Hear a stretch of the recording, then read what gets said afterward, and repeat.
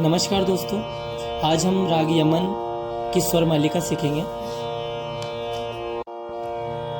जिसमें 3 ताल का समावेश है।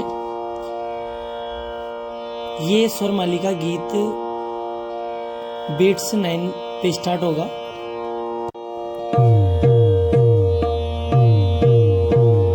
नी ध प म प ग म ध प रे ग रे सा।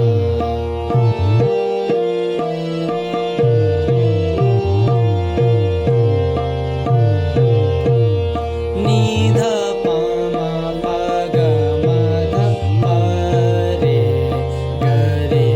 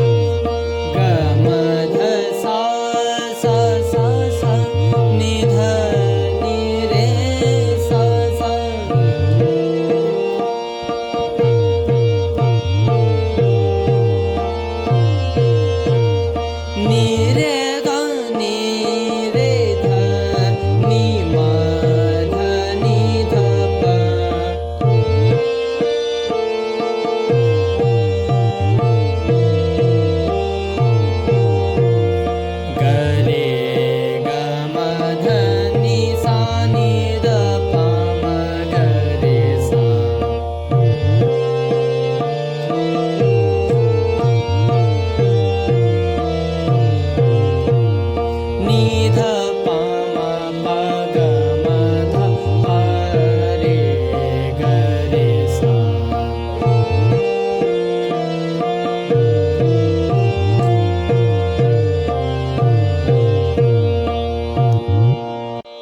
अभी साथ में रियाज करेंगे।